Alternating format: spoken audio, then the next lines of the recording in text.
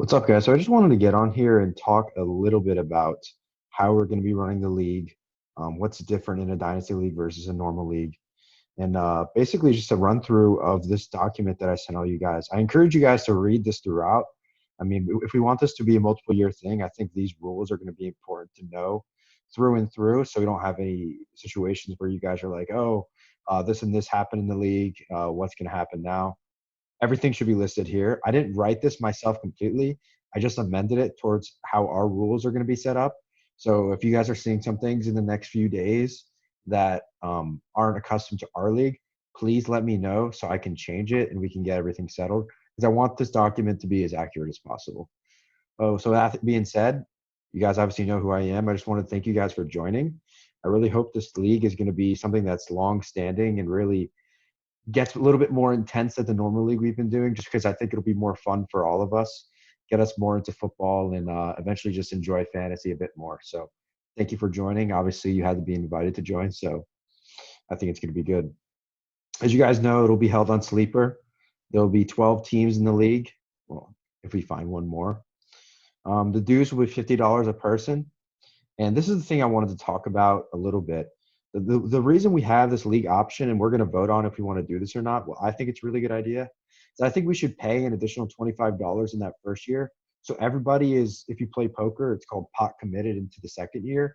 You already have 50% of the next year's dues already booked into the first year. So everybody has a team building strategy that's going to be focused towards the future and not just takes guys that are going to win them for 1 year and then they're screwed when they get a little bit older. I want this to be a long-standing league. I want people to have fun. So I want people to have a future-focused team building. I want it to be like a true dynasty league. And I think this is what's going to force us to do that. And there's also another little incentive that comes with that. If you guys do stay in the league for a long time, I didn't really realize this at first, but Jansen made a good point. There's always going to be a $250 layover that's not going to be utilized in the payouts. So if we last 3, 4, 5 years and we decide to disband the league at some point, obviously you want the league to be longer than that. Like I'd like to play fantasy with you guys for a long time. But whenever the league does disband, we're going to devise a way to have like a certain awards show. So it's like that $250, let's say 50 of it will go to the best record over those 5 years, or maybe 100 of it to the best record. 50 will go to the most improved. 50 will go to whoever drafted the best rookies over time. Just a little award show to have a little bit of incentive. That's what that extra money will be used for in the long term. But it's also to have you guys pot committed into the next year and looking forward to doing this over a multi-year strategy, which you guys should be, because honestly, if you guys like the NFL draft, there's nothing better than doing the dynasty draft, the dynasty rookie draft right after the NFL draft, because you're already invested into those rookies and now you have an ultimate investment into how they're going to play and look at their careers over time. Just read, there will be no refunds like after you guys pay for the league. So once you pay for the league, you got to be in it for that year. Even if you quit, like we have to have the payout strategy be the same. So I don't think that'll be an issue with anybody, to be honest. But just if you guys want to read that, just know that. The communication, everything should be done through the group chat, or you text me directly. To be honest, like I'm on my phone like quite frequently. So if you text me, I'll answer within like 5 minutes. Especially when it comes to this stuff, I want to be a good commissioner. I want to have good communication. I want everybody to have fun. So I don't want people to be looking for an answer to a trade problem or something like that, waiting for 5 hours and have to deal with that shit. I'll be ready. I'll be good to go. But everybody can communicate with each other. I recommend it through personal chat or group me, but if it's going to be group stuff, we'll have all our polls in the group me. As for the matchups, I'll go week to week. We're going to do a little adaptation for this league. We're going to have everybody do a head-to-head matchup against someone every week, but we're also going to go against the league median. So we prevent the situations when you score 90 points and you win. I mean, you are going to get a win for that, but you are going to go 1-1 for that week. So let's say that there's 14 regular season weeks. Your record is going to be out of 28 games instead of 14 for that regular season, or 13. So it'll be 20. So instead of 13, it'll be out of 26. So the records would be like 20-6, 19. You guys know what I'm saying. But I think the bigger record and the allowing of that league median will prevent any fluky situations and ultimately be more fair. We want to promote fairness in the league a lot. So the playoff format, Obviously, we'll have an option. I'm going to do this a poll for this, whether you guys want 2-week playoffs or 1-week playoffs. It seems like as of now, you guys want the 1-week playoffs, which I can understand because instead of 5 weeks total of playoffs, there's 3 weeks of playoffs. So this is how it's going to go, assuming that we do have 12 teams.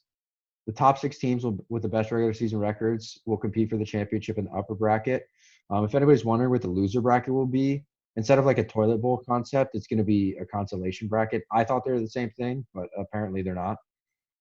For the playoff seeding, the tiebreakers are going to be going to points scored, and if you have exactly the same points scored, it's going to be your head-to-head record versus that person. So you gotta win against that person in the regular season to get that leg up. The first round, the first and second overall seeds will have a bye. Third will play sixth, fourth will play fifth. Week 15 will be the semifinals, first versus the lowest seed, second versus the highest seed. In the finals, the remaining teams will play. The payout structure will go like this. $50 will go to the person who scores the most points. If they don't win the league, that's going to be a nice little consolation prize. You get your buy-in back for having statistically the best team during the first portion of the year.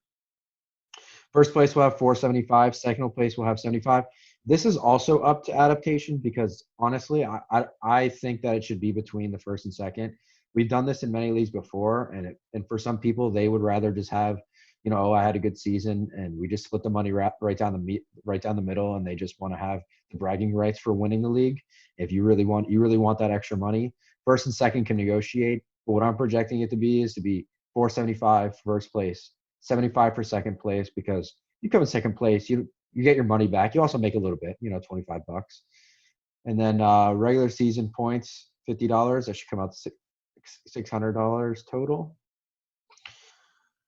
This is something I want to talk about kind of in depth, and that's going to be the startup draft and how it's going to work. I cannot stress to you enough that when we get down to this section, please read the roster, okay? We're going to have 1 quarterback, 2 running backs, 3 receivers, 1 tight end, 2 flex, 1 super flex, 15 bench spots, 5 taxi squads, and 2 injured reserves. So it's going to be a long draft. There's going to be 25 rounds in the draft. So it's going to be a long draft. I mean, I would try to know your shit about all your players. Not everybody's going to know everything. You're going to come to a point where you just have to pick rookies and just say fuck it.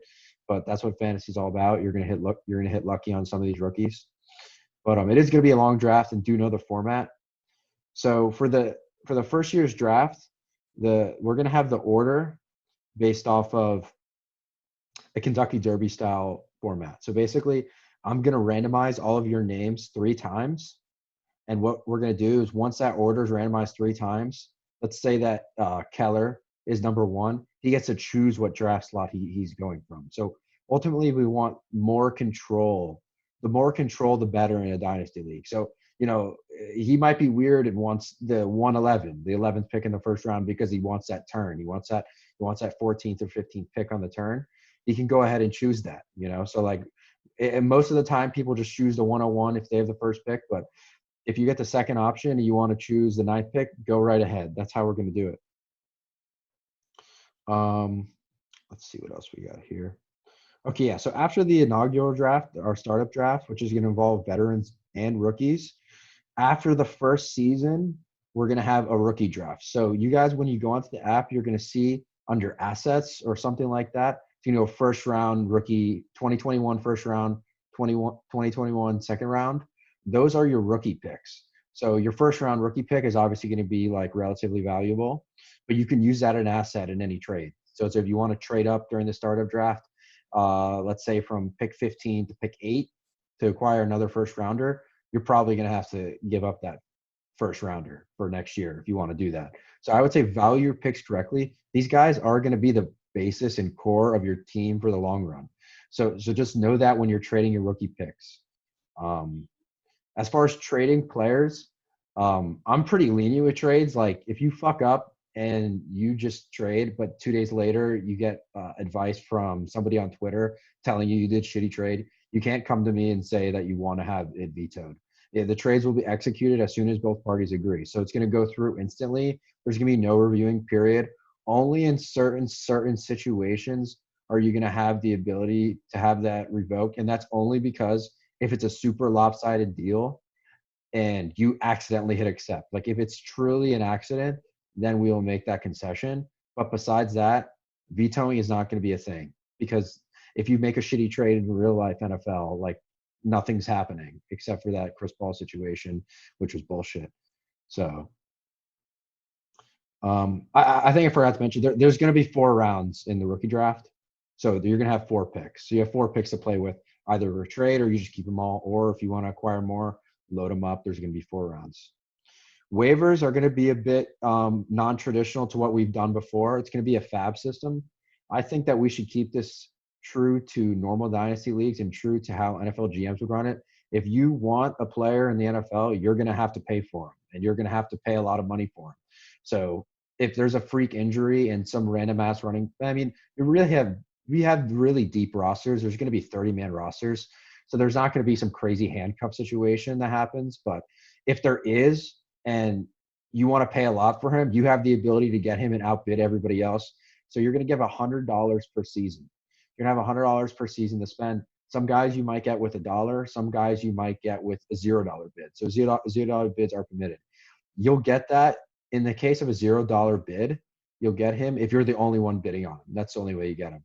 I don't think there's decimal points, so I think it just goes 0 to $1, but I could be wrong about that. And if multiple managers have the same bid on the same player, the tiebreaker will be set to reverse order of the draft. So if you guys bid on the same player, but you had the 2nd pick and he had the 4th pick, he'll get him. I want to talk about this roster again, specifically the IR and the Texas squad. I want to stress this again. We are doing a Superflex league, so I encourage you guys to look up Superflex materials, as in like mock drafts, any type of situations where 2 quarterback leagues. Just look up into mock drafts and articles about that, because that's how our draft is going to go. You're going to want to take quarterbacks like pretty relatively early. I mean, if you guys can make that decision yourself, but like if you're starting 2 quarterbacks and that's like the bulk of the points in your roster, do you want some guys that are just like shitty? I mean, there's a bunch of team building strategies. I don't want you guys to think I'm telling you what to do, but I'm just telling you guys that quarterbacks are important in this league. So the injured reserve spots, I saw Jason talked about it. The injured reserve spots are designated for players who are out. Like some teams have players that aren't going to play for 8 weeks, but they just list them as out so they can still make the money that are like for the roster bonus. But if they're listed as out or IR, they can be placed on the IR spots. But players occupying the IR spot must be moved to a non-IR spot before kickoff of the player's next weekly game. That's something to take note. Taxi squad is interesting because in the first year, it can only be rookies in the taxi squad. The taxi squad is really fun because it maintains what the core of what Dynasty should be, is looking towards the future. So everybody's going to have a stable of 5 rookies, right? So everybody's going to have 5 rookies on their taxi squad that they can sit on. And like these guys, since the rosters are so deep, they're not going to be starters. Like they're not going to be playing.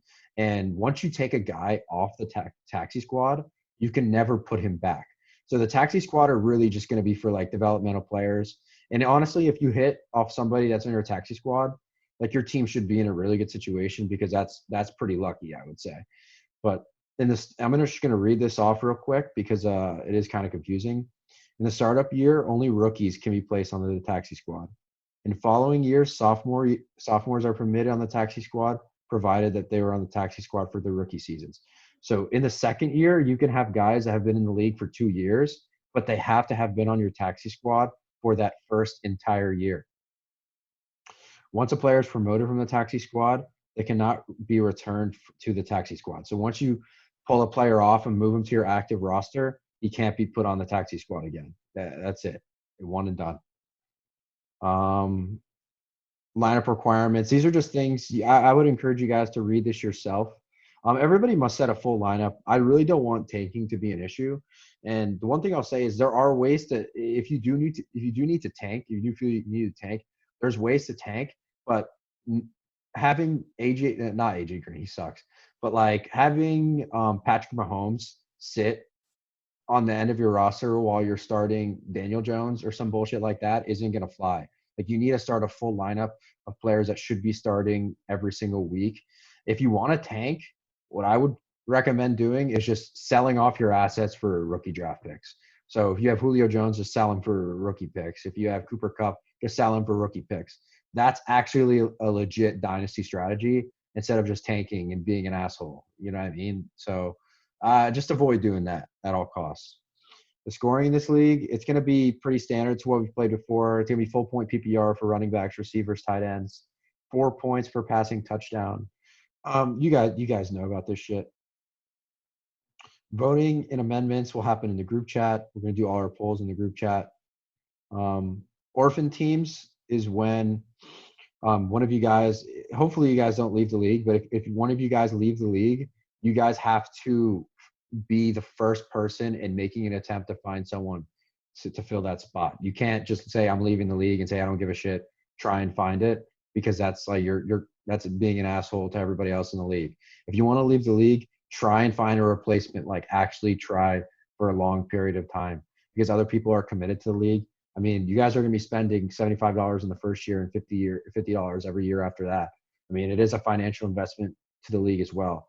It's a game, but like this is money here, so you don't want to piss people off, because eventually, when money's involved, it'll piss people off a lot more.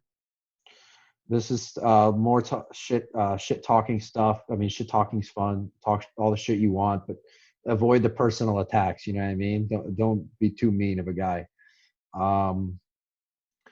Infractions and penalties, you guys can read that. I don't really even want to get into it because I don't think it's going to be an issue with you guys. You guys are pretty chill. Collusion, I don't think it's going to be an issue, but don't do it. Just simply don't make deals with somebody. I'll give you 50% of the pot if I win. That's just fucked up. And have the best interest clause. You know what I mean? So just have your best interest in every move you make. Obviously, you guys want to win, but don't involve yourself in collusion. Don't try and do anything flaky, and just keep it chill. That's the one thing I would say. I'm really excited to have started this league. I think the guys that I've chosen are going to be committed and be really good for a long time. So I'm excited to see where this goes. Keep reading this document, or if you read it once, just read it once thoroughly. If you have any questions, I have it posted in the group chat, or you can ask me directly about it. Please let me know if there's anything that's on here that you think is wrong. If you see on Sleeper that the settings are a bit different than what's on here, please let me know. And the last thing I would say is please look at this. Look at the roster and plan out your draft strategy accordingly, and know how to value your draft picks. Okay, that's the last thing I'll say about that. So thank you guys. I'm going to end this.